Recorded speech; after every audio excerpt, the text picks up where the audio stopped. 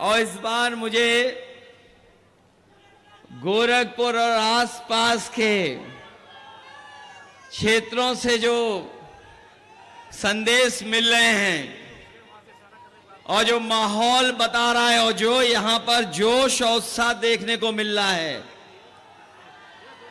इस बार न केवल गोरखपुर, बांसगांव और आसपास जितने भी लोकसभा क्षेत्र हैं उसमें सभी के सभी इंडिया गठबंधन के प्रत्याशी जीतने जा रहे हैं। मैं यहां पर दो लोकसभा के जो उपस्थित हमारे साथी हैं उनसे मैं निवेदन करना चाहता हूं, जहां काजल निषाद जी आपके बीच में समाजवादी पार्टी की प्रत्याशी हैं, वहीं सदल प्रसाद जी जो कांग्रेस पार्टी के प्रत्याशी हैं, इन दोनों साथियों को एक एक वोट देकर के साइकिल और कांग्रेस के चुनाव चिन्ह पंजे पर ऐतिहासिक वोट देकर के इनको सफल बनाने का काम करना।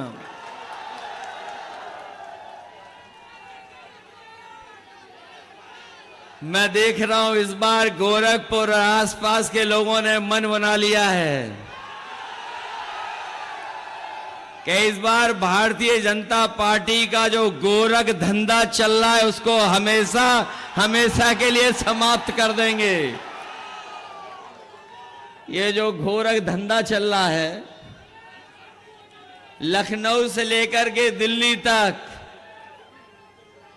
और जिस तरह का हमने और आपने सरकारों का कार्यकाल देखा है, 10 साल में इनकी हर बात झूठी और हर वादा झूठा निकला है। जो लोग कहते थे 400 पार का नारा देकर के, ये जो 400 पार का नारा दे रहे थे, इस बार 400 पार तो हो ही रहा है, इस बार 400 हारने जा रहे हैं। और सच्चाई तो ये है कि अगर सही तरीके से हिसाब किताब लगाओगे, दिल्ली वालों ने अपने मन की बात 400 पार में कह दी। जो लोग हिंदी समझते होंगे, गिनती को जानते होंगे, मैं आपसे पूछूं कि अगर कुल मिलाकर के 543 सीटें लोकसभा की हैं और अगर बीजेपी के लोग कह रहे हैं कि हम 400 पार जीतेंगे, तो बताओ कितनी सीटें जीतने जा रहे हैं? 543 में 400 पार कितनी बन रही हैं? ये 143 नहीं, इस बार देश की जनता इनको 140 सीटों के लिए भी तरसा देगी। और ये जो गुस्सा बढ़ता चला जा रहा है, ये जो गुस्सा बढ़ता चला जा रहा है, हम पहले चरण से देख रहे हैं, पहले चरण से गुस्सा देख रहे हैं। ये 7वें चरण में जनता का गुस्सा 7वें आसमान पर होगा, 7वें आसमान पर। ये गोरखपुर और आसपास बहुत बड़े पैमाने पर बेरोजगारी है। अभी हम सब जितने लोग खड़े हैं, सब लोग जानते हैं बेरोजगारी का सामना करना पड़ रहा है। अगर दिल्ली और लखनऊ वालों ने हमें और आपको बेरोजगार बनाया है, अगर दिल्ली और लखनऊ वालों ने हम लोगों को बेरोजगार बनाया है, तो बताओ 1 तारीख को वोट डाल करके दिल्ली वालों को बेरोजगार बना दोगे कि नहीं बनाओगे?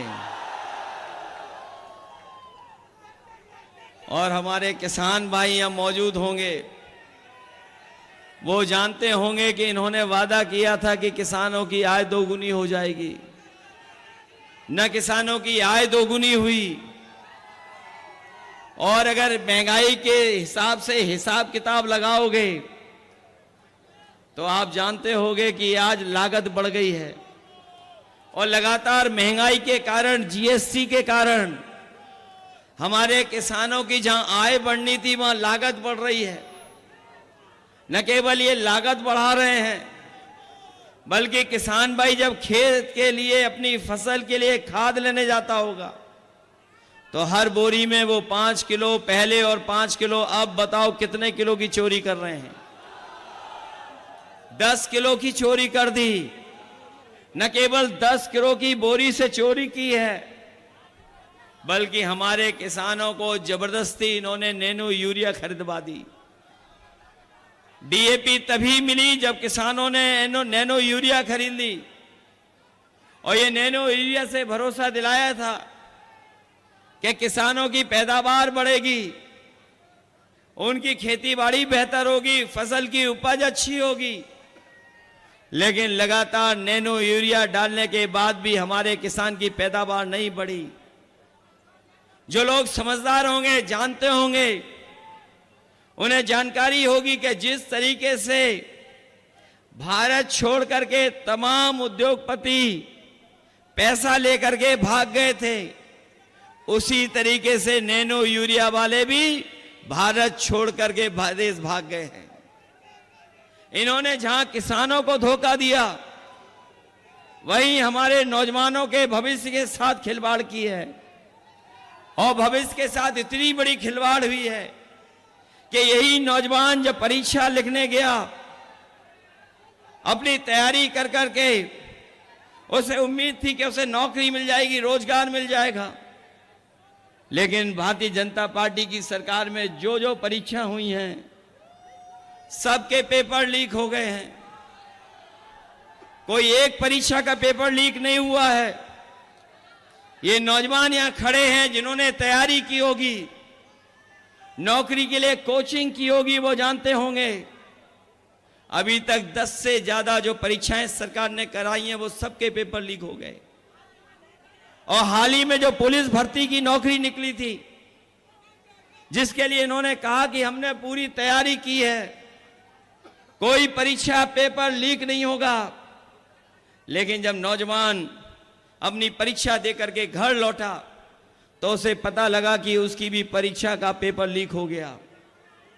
मैं अपने नौजवानों से कहना चाहता हूं, ये सरकार वो है जो डराने के लिए अपना बुलडोजर लेकर के आती है। अगर गरीब है तो बुलडोजर उसके घर पे चला देते हैं, अन्याय के लिए बुलडोजर लेके आ जाते हैं। लेकिन बताओ नौजवान साथियों, अगर एक भी परीक्षा का पेपर लीक करने वाले के ऊपर अगर कोई बुलडोजर चला हो तो बता दो हमें। इसलिए मैं आपसे कह रहा हूं, ये सरकार ने पेपर लीक हुए नहीं हैं, पेपर लीक कराए हैं, जिससे नौजवानों को नौकरी न मिल जाए। और जाकर के घर सोचना कि जो पेपर लीक हुए हैं, जिससे आपके सालों साल खराब हुए हैं, आपका जीवन का 1/3 जीवन बर्बाद किया है। इसलिए मैं आप नौजवानों से अपील करने आया हूं कि इस चुनाव में मदद करो समाजवादियों की और इंडिया गठबंधन की, क्योंकि ये चुनाव केवल आपके हमारे भविष्य का नहीं है, ये हमारे आपके आने वाली पीढ़ी के भविष्य का चुनाव भी है। जहां हमारे आपके भविष्य का चुनाव है, पीढ़ी के आने वाली भविष्य का चुनाव है, वहीं ये संविधान बचाने का भी चुनाव है। ये उसी तरह का चुनाव है। हमारे और आपके लोगों ने पढ़ा होगा कि कभी समुद्र मंथन हुआ था, इस बार ये संविधान मंथन होने जा रहा है। एक तरफ वो लोग हैं जो संविधान को खत्म करना चाहते हैं, और दूसरी तरफ कांग्रेस पार्टी, इंडिया गठबंधन और समाजवादी पार्टी है जो संविधान को बचाना चाहती है। इसलिए संविधान बचाने के लिए और एक ऐसे सरकार जिसने हमें और आपको समय समय पे धोखा देने का काम किया है। ये दिल्ली वाले तो दिल्ली वाले, ये जो लखनऊ वाले हैं वो तो बहुत ही उल्टा पुल्टा हैं। ये गोरखपुर वाले लोग जानते हैं, हम आपसे कहना चाहते हैं और आपसे पूछना चाहते हैं। सुना है कि लखनऊ वाले उल्टा पुल्टा ने, जो हमारे उल्टा पुल्टा मुख्यमंत्री हैं, गोरखपुर में दुकानें बनवा ली, मॉल बनवा लिए। क्या नाले साफ करा लिए आपके कि नहीं करा लिए? और आप लोग तैरना सीख गए हो कि नहीं सीखे हो, या पहले से ही जानते हो? ये बरसात आने वाली है, ये बरसात आने वाली है। हमारे नाविक लोगों को नाव से तो मदद करनी पड़ेगी, लेकिन अब को आपको अपनी जान तैर के भी बचानी पड़ेगी। ये वही जगह है गोरखपुर जहां पर कहा था कि मेट्रो चल जाएगी। बताओ, मेट्रो आपकी चल गई?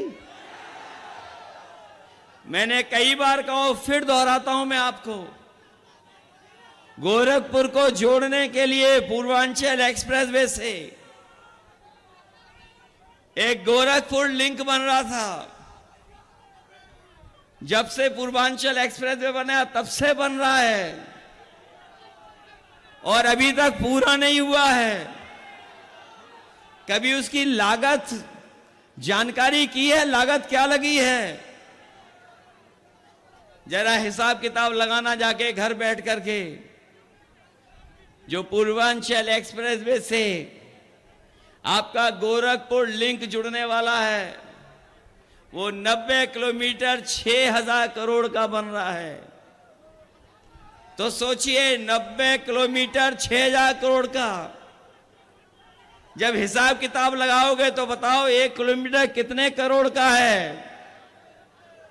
सोचना जाकर के। और ये सरकार वो है जिसने लाखों लाख नौजवानों की नौकरी छीन ली। अभी तक 60 लाख नौजवान हैं जो परीक्षा नहीं की वजह से नौकरी नहीं पाए हैं। और यही 60 लाख का अगर हम हिसाब किताब लगाएं, उनके माँ बाप को भी जोड़ दें, तो एक परिवार में अगर 3 सदस्य हैं जो नाराज हैं, तो कुल मिलाकर के 1 करोड़ 80 लाख नाराज हुए।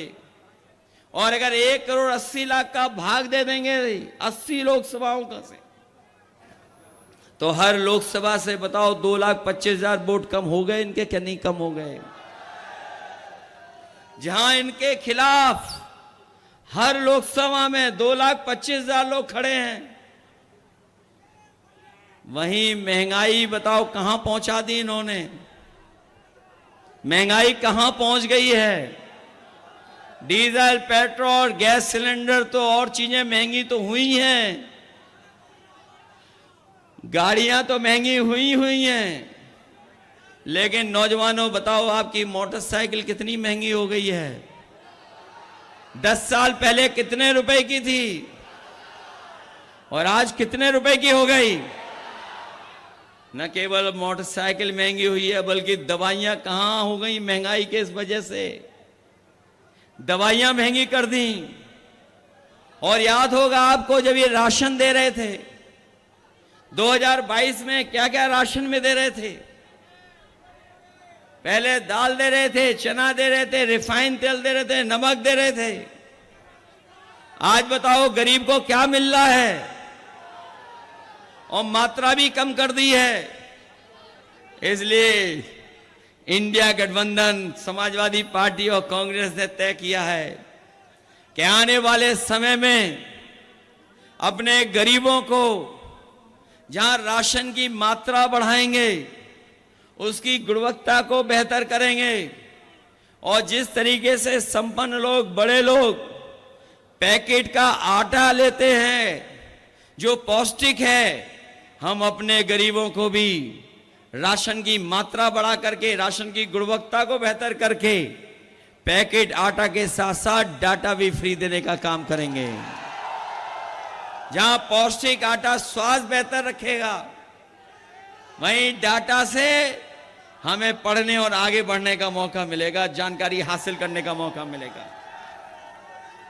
ये लखनऊ वालों ने हमारे आपके लैपटॉप की भी नकल कर ली। हम लोगों ने इतना बड़ा लैपटॉप दिया था, वादा तो इन्होंने भी किया था लैपटॉप का, लेकिन बताओ क्या दिया आपको? और इतना रद्दी दिया है कि घिसते रहो। बताओ वो चलता है क्या?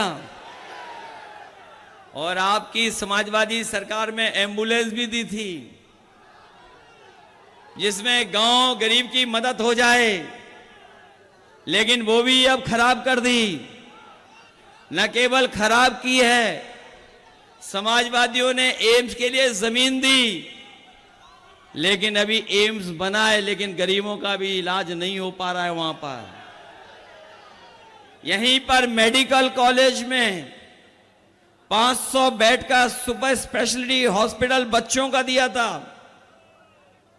बताओ उस अस्पताल में और क्या बढ़ा दिया जिससे गरीबों को सुविधा मिल रही हो?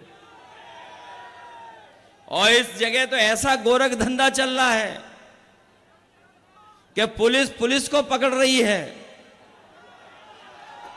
चोर पुलिस को पकड़ रही है। और जो समाजवादियों ने 100 नंबर शुरू किया था, वो 112 हो गया। और जब से 112 हुआ, हमारे पुलिस के भाइयों को भी लगा कि जब नंबर बढ़ गया तो हमें भी रेट बढ़ा लेना चाहिए। बताओ गोरख धंधा चल रहा है कि नहीं चल रहा है?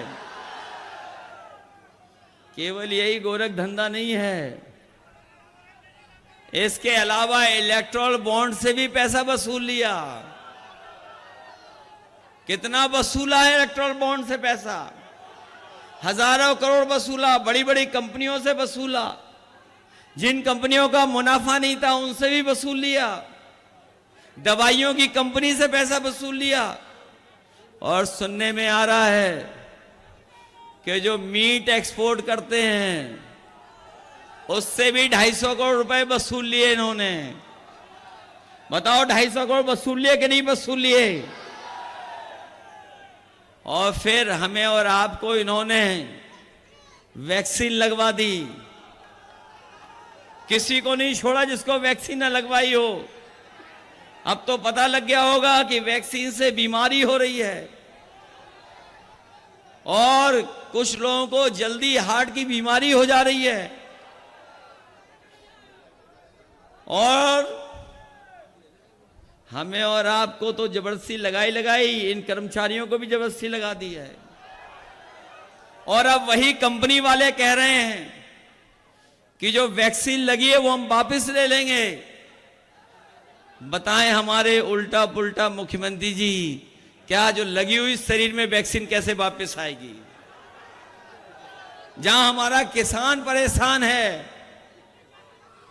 वहीं बताओ गोरखपुर वालों, हमारे शहर के रहने वालों, हमारे मुख्यमंत्री जी का प्रिय जानवर आपको परेशान कर रहा है कि नहीं कर रहा है? कितना परेशान कर रहा है आपको? ट्रैफिक की व्यवस्था भी संभाले हुए आजकल, इसलिए सावधान हो कि नहीं हो आप लोग? इसलिए मैं आपसे विशेष निवेदन करने आया हूं। जहां पर समाजवादी पार्टी की प्रत्याशी काजल निषाद लड़ रही हैं, मेयर लड़ी थी, मेयर में जीत गई होती, लेकिन बताओ हरा दिया उन्हें कि नहीं हरा दिया? ये तो देश में आज गिनती ज्यादा वोटों की हो रही है, सबसे पहले ज्यादा वोटों की गिनती कहां हुई थी? अभी तो कोर्ट में मामला गया है, पता नहीं हम लोगों को न्याय मिलेगा कि नहीं मिलेगा। लेकिन गोरखपुर वाले लोग जानते होंगे, जितने वोट पड़े नहीं उससे ज्यादा कहां पर गिने गए थे वोट? बताओ मेयर के चुनाव में गिने गए थे कि नहीं गिने गए थे? इसलिए मदद करिए काजल निषाद जी की भी। और दूसरे कांग्रेस पार्टी के प्रत्याशी हैं सदल प्रसाद जी, बताओ मदद करोगे उनकी? अभी मैं सुन रहा था उनसे कि हम इतनी बार पीछे रह गए हैं, लेकिन इस बार समाजवादियों ने तय किया है कि सदल प्रसाद जी भी जीत करके जाएंगे। मदद करोगे कि नहीं करोगे मदद? और मैंने देखा इधर पहले चुनाव से देख रहा हूं मैं, जितने बंबई वाले चुनाव लड़ रहे थे उन्होंने पहले ही बंबई की टिकट कटवा ली। एक उनके प्रत्याशी मेरठ वाले, वोट डाला, टिकट लेकर के वो वापिस बंबई चले गए हैं। एक दूसरी और प्रत्याशी अमेठी से लड़ी थी, वोट खत्म होते ही बताओ बंबई चली गई कि नहीं चली गई? सुना है यहां भी बंबई वाले हैं बहुत छुट्टी पे रहते थे। एक साल में कितने दिन छुट्टी पे रहते थे? और उनके ज्ञान के बारे में तो पता होगा कि यहां दाह संस्कार होगा तो कहां पहुंचोगे सीधे। याद है कि नहीं याद है? कितनी छुट्टी पे रहते थे सांसद जी? इस बार दे दोगे हमेशा हमेशा के लिए छुट्टी? छुट्टी दे दोगे हमेशा? अगर बीजेपी वालों के पास कलाकार है तो हमारे पास भी एक कलाकार है, और वो कलाकार यहाँ के भारतीय जनता पार्टी के सांसदों के लिए एक स्पेशल गाना बनवा के लाया है।